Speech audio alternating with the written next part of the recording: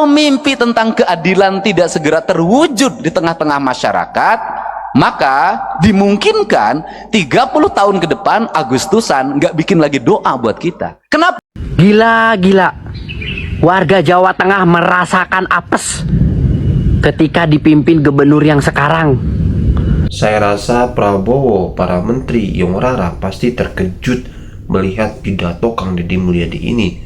Kang Deddy bicara soal Agustusan, momen membasmi para pejabat korup, pejabat yang mana, mohon maaf, mainin anggaran, habis anggaran rakyat negara untuk perutnya sendiri, teman-teman.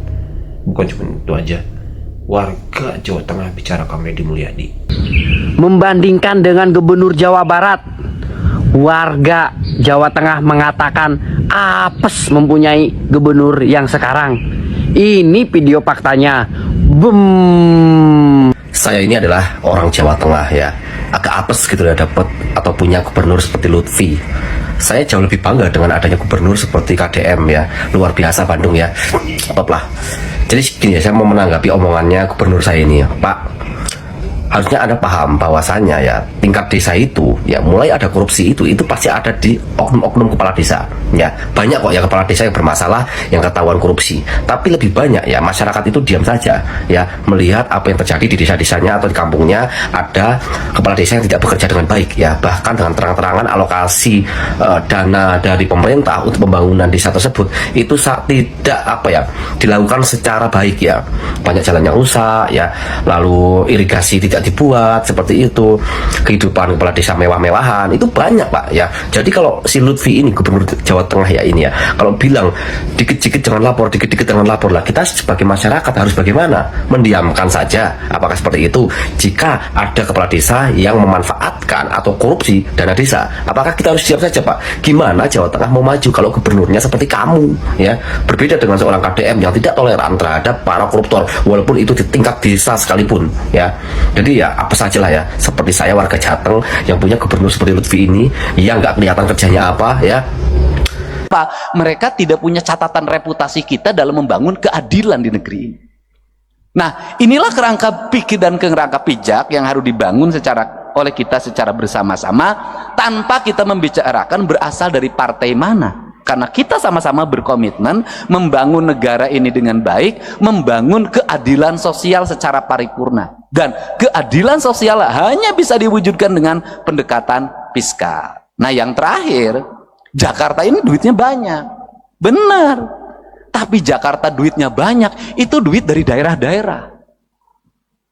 Karena perusahaan di Kalimantan Timur, perusahaan di Sumatera Barat, perusahaan di Kalimantan Selatan, perusahaan di berbagai, termasuk di perusahaan di Jabar, itu kantor pusatnya di Jakarta. Bayar PPH-nya itu, NPWP-nya Jakarta, sehingga dapat bagi hasilnya Jakarta lebih gede Pak. Sebenarnya yang kebagian baunya kami Pak, yang kebagian demonstrasinya kami Pak, tapi yang menikmati dana bagi hasilnya Bapak Pak. Untuk itu kesini kan sekarang sebagian Pak ya, teman-teman, itu loh. Itu yang di Jabar, yang di tempat lain juga sama. Ini yang harus kita bicarakan bersama Pak. Kenapa?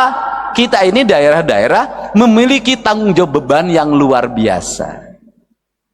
Orang Kalimantan punya uang dikeruk, ya kan? Kemudian orang Jawa Barat punya uang bagaimana? Ada debu, ada asap, ada limbah, ada jumlah manusia yang banyak dari mana-mana ke sini. Ada konflik ketenaga kerjaan, ada demonstrasi ketenaga kerjaan, ada problem sosial di mana orang yang di sekitarnya asalnya punya sawah, hilang sawahnya, asalnya punya kebun, hilang kebunnya, kehilangan mata pencahariannya, tergeser dia oleh persaingan orang, mereka menjadi kelompok miskin baru. Nah, kemudian infrastrukturnya buruk, sanitasi lingkungannya buruk, pendidikannya, sekolah-sekolahnya buruk. Ini yang menjadi PR kita untuk diperbaiki. Nah, kemudian Jakarta dapat duit gampang banget Pak. Hotel berbintang, tidak usah nagih kayak pajak galian C Pak, dikejar-kejar, dibohongin sebagian gitu loh Pak. ada kemudian ada debunya, ada ancaman longsornya. Jakarta mah kagak, Pak. Apa namanya, gedung perkantoran 27 lantai, 31 lantai, ber-AC, orang bayarnya sambil tersenyum, Pak, tidak sambil marah. Berjejer, tanahnya harganya meningkat sehingga dapat berkah. Makanya Bapak dapat berkah jadi ketua DPRD orang Betawi di Jakarta, Pak. Untung tidak jadi ketua DPRD di Jawa Barat, Pak. Ketuanya pas rambutnya sampai lepas, Pak, saking pusing, Pak. Nah, ini kan yang harus dibicarakan oleh kita, dan saya ingin para anggota DPRD dalam pertemuannya ada rekomendasi kontributif bagi perbaikan bangsa, bagi upaya membangun keadilan sosial, bagi upaya melakukan kebijakan keadilan fiskal. Karena apa?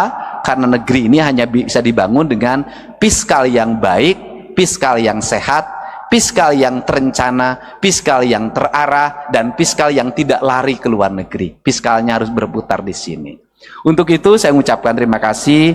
Semoga kalau tadi Pak Ketua DPRD Jawa Barat sudah dinobatkan sebagai ketua terpilih, saya ucapkan selamat, Pak. Ya kan?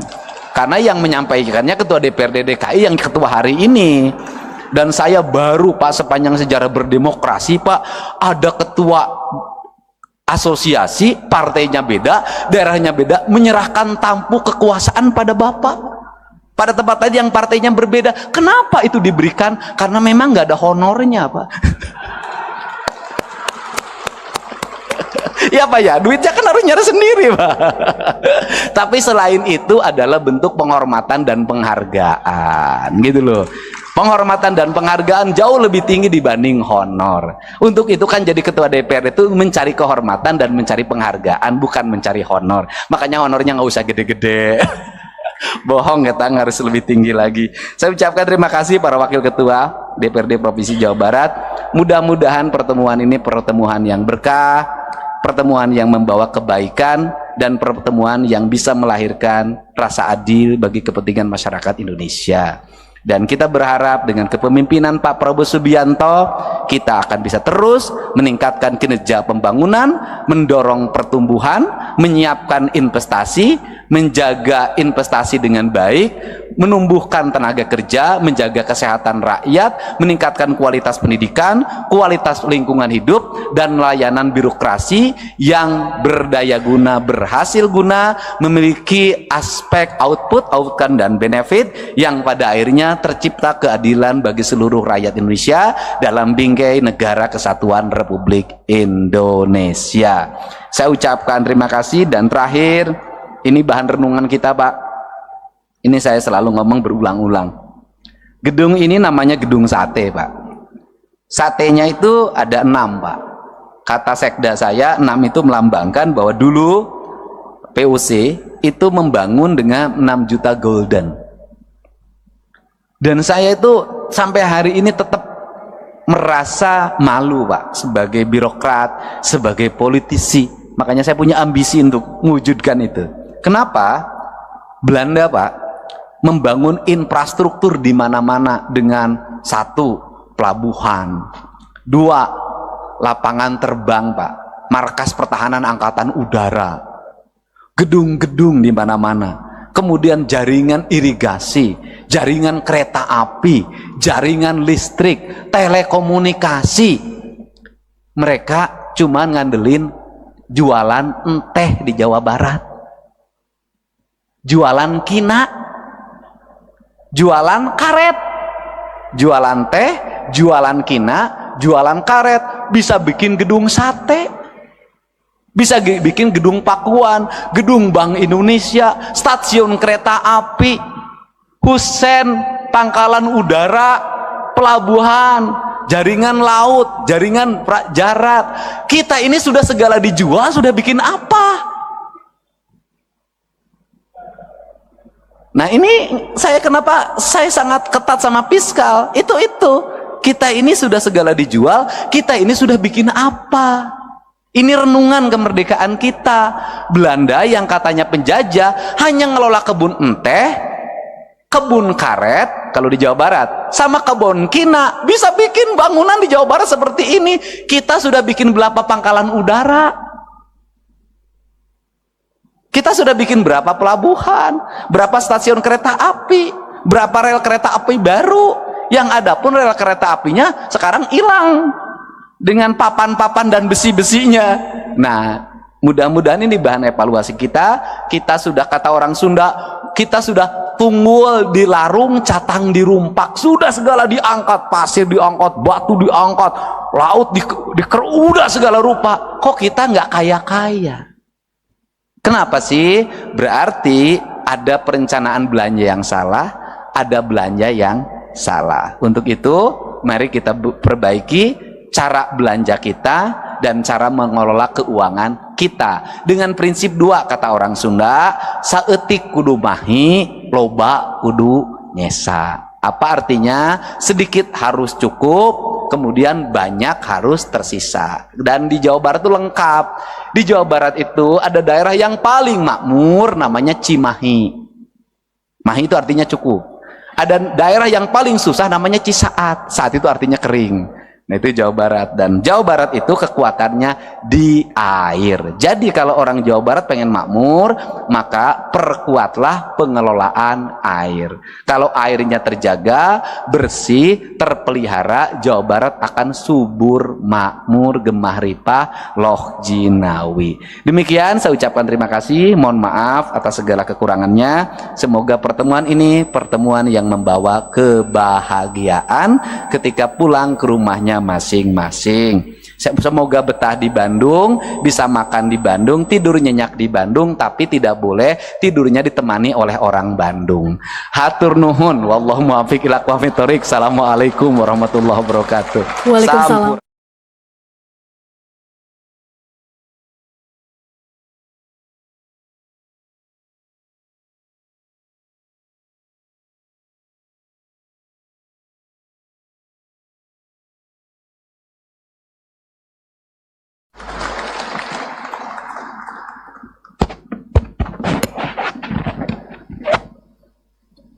Assalamualaikum warahmatullahi wabarakatuh.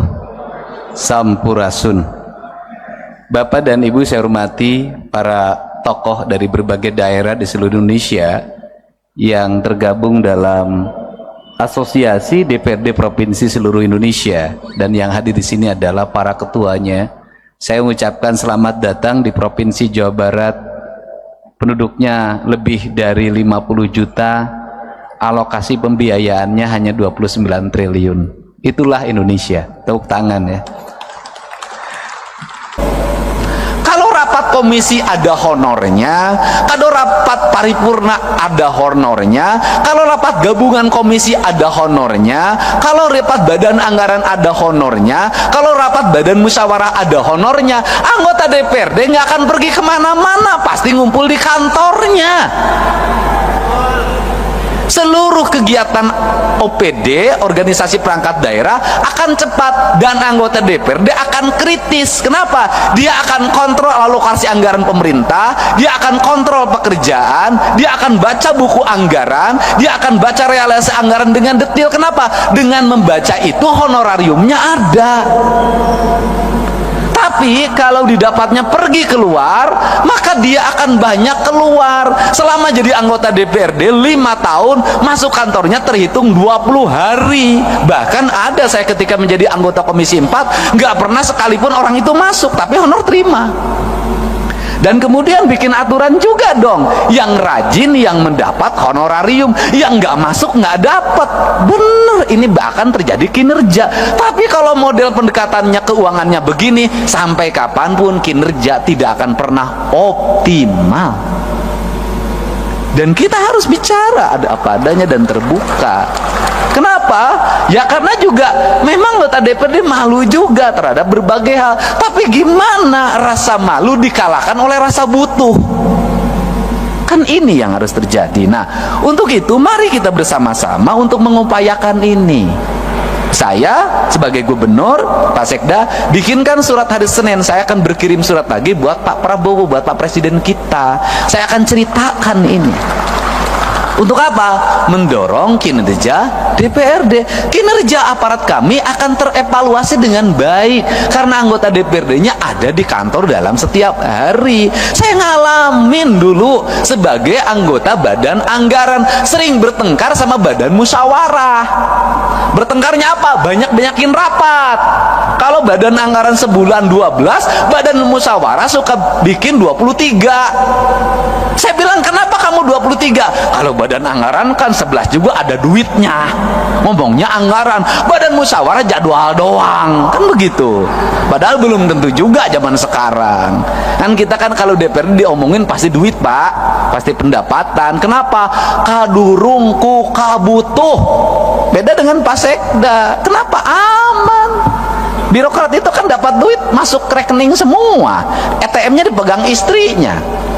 Iya kan? Nah, kalau anggota DPRD tiap bulan tinggal setruknya. Kan saya tahu. Itu loh. Makin ke sini, makin mepet, makin kecil. Nah, beda dengan DPR RI. Udah Bu, kalau DPR RI saya pernah ngalamin, apalagi sekarang Bu.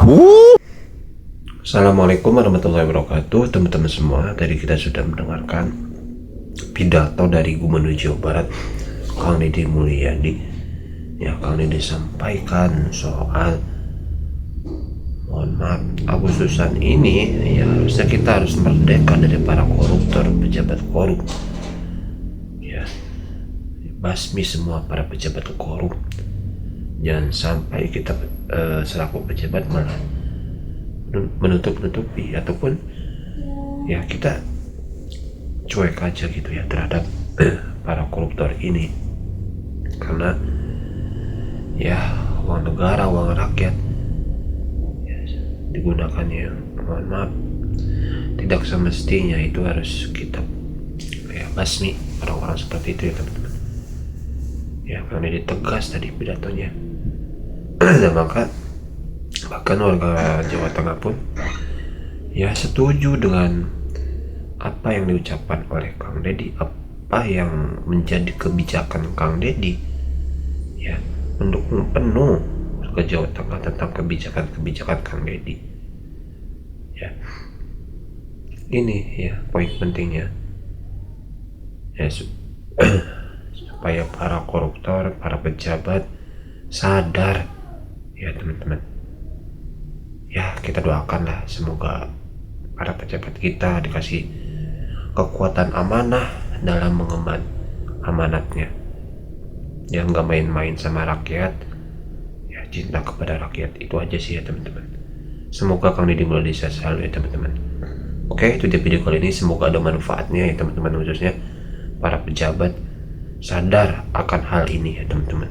Terima kasih. Assalamualaikum warahmatullahi wabarakatuh.